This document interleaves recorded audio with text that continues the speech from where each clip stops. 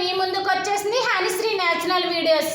ఈ వీడియో ఏంటని అనుకుంటున్నారా? ఈ వీడియోలో అయితే కేక్ అయితే ఎలా చేయాలో చూపిస్తానండి. నేను చాలా సింపుల్ ప్రాసెస్లో అయితే కేక్ అయితే చేస్తున్నాను. నేను ఎలా చేస్తున్నానో చూడండి. కేక్ కావాల్సిన ప్రాసెస్ మొత్తం చూపించేస్తాను చూడండి. ముందుకుండా అయితే ఉప్మా రవ్వ అయితే తీసుకున్నానండి, చిన్నలో ఒక ఇది. ఒక కప్పు పంచదార పౌడర్ అయితే చేసేసి పక్కన అయితే పెట్టుకున్నాను. నేను ఒక కప్పు ఉప్మా రవ్వకి ఒక కప్పు పంచదార అయితే తీసుకున్నానండి. పాలండి, ఇంకా పెరుగు, వంట సోడా, యాలకులు, ఇంకా నెయ్యి కూడా తీసుకున్నానండి. ఇవన్నీ ఒక్కొక్కటిగా ఎలా వేసుకుంటానో చూడండి. ఎక్కడ స్కిప్ చేయకుండా పూర్తిగా చూడండి. ప్రాసెస్ మొత్తం బాగా అర్థమవుతుంది. మీరు చేసుకునేటప్పుడు కూడా ఈజీగా చేసుకోవచ్చు ఈ ప్రాసెస్ మొత్తం చూస్తే. ముందుగా నేనైతే ఒక బౌల్ అయితే తీసుకున్నానండి. ఈ బౌల్లోకి అయితే ఈ ఉప్మా రవ్వ అయితే వేసుకుంటున్నాను.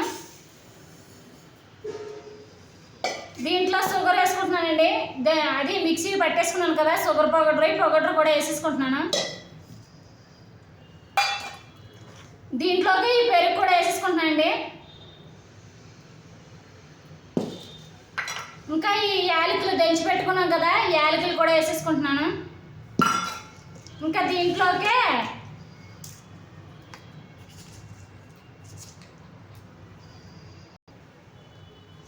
వంట సోడా అండి, వంట సోడా కూడా వేసేసుకుంటున్నాను నేను కొద్దిగా. ఎందుకంటే వంట సోడా వేసుకుంటే పొంగుతుంది అని చెప్పేసి అంటారు కదా, అందుకే నేను వంట సోడా అయితే వేసుకుంటున్నాను.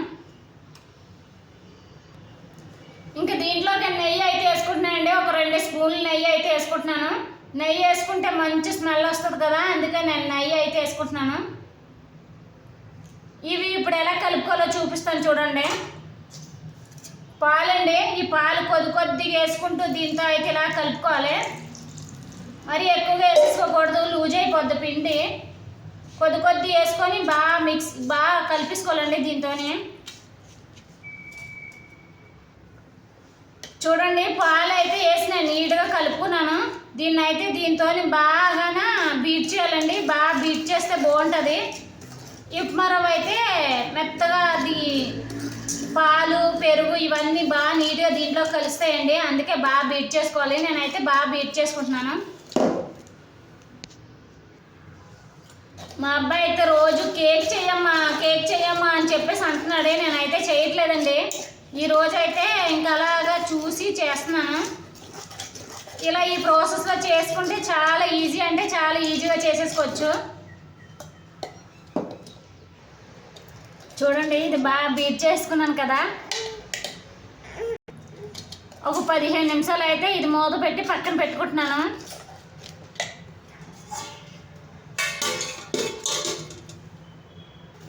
బాగా కలిపేసుకొని పిండి అయితే పక్కన పెట్టుకున్నాను కదా. ఈ బౌల్లో అయితే కేక్ అయితే చేసుకుంటున్నాను. దీనికైతే కొద్దిగా ఆయిల్ అయితే అప్లై చేసుకుంటున్నాను చూడండి.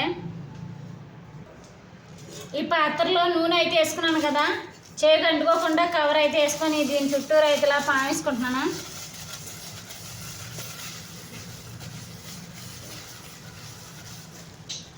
చూడండి, కలిపేసుకున్నాను. దీంట్లో అయితే కొద్ది పిండి అయితే వేసుకుంటానండి, మైదా పిండి.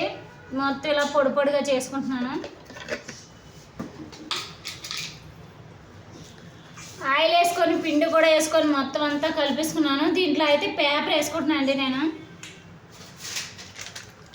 పేపర్ కూడా వేసుకుంటున్నాను, ఎందుకంటే కేక్ వేసిన తర్వాత లూజ్గా వచ్చేయడానికి అయితే పేపర్ వేసుకుంటున్నాను. చూడండి, ఓ 15 నిమిషాలు పక్కన పెట్టుకున్నాక ఇదైతే ఈ పాత్రలో వేసేసుకుంటున్నాను.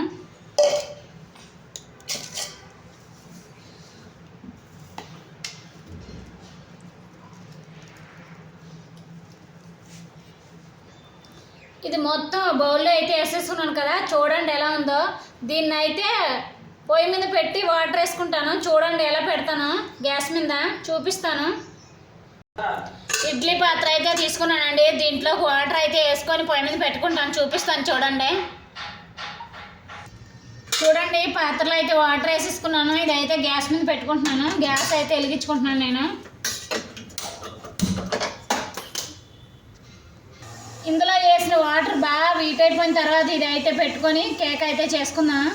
చూడండి వాటర్ అయితే వేడైపోయింది, చూపిస్తాను చూడండి.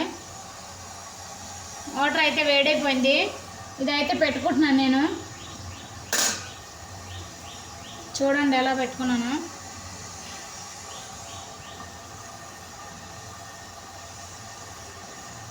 ఇంకా బాగా వేడెక్కిన తర్వాత అయితే ఈ కేక్గా చేసింది ఉంది కదా, దీనిలో అయితే మూత అయితే పెట్టేసుకొని దీంట్లో అయితే పెట్టేసుకుందాం. వాటర్ అయితే కొద్దిసేపు బాగా వేడెక్కించాలి. వేడెక్కించిన తర్వాత గ్యాస్ అయితే సిమ్లో పెట్టేసుకోవాలి. ఇంకా కొద్ది వాటర్ వేడయ్యే వరకు చూస్తున్నాను. వాటర్ అయితే చూడండి అన్నం ఉడికినట్టు అయితే ఉడికింది. ఇప్పుడు ఈ కేక్గా తయారు చేసిన ముందు అయితే దీంట్లో అయితే పెట్టేసుకుందాం. దీని ముందు అయితే మూత అయితే పెట్టేసుకున్నాం కదా, ఇదైతే దీంట్లోకి అయితే పెట్టేసుకుంటున్నాను.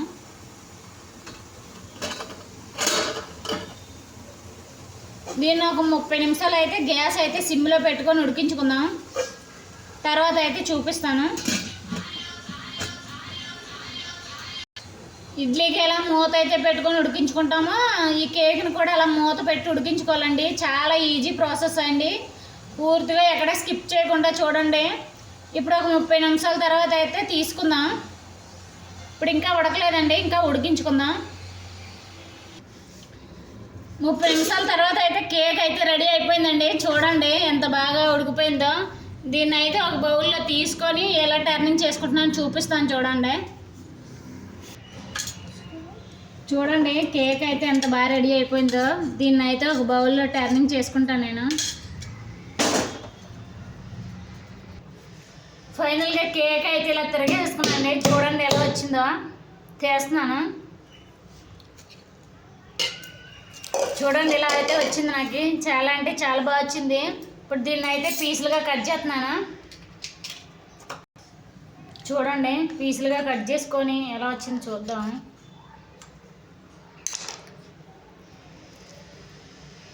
చూడండి ఎంత మెత్తగా వచ్చిందో.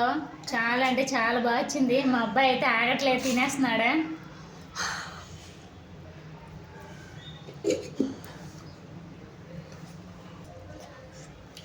కేక్ తెలియలేని వాళ్ళని ఈ ప్రాసెస్లో చేసుకుంటే పుట్టినరోజులు కానీ పెళ్లి రోజులు కానీ ఇలాగైతే ఇంట్లోనే తయారు చేసుకోవచ్చండి.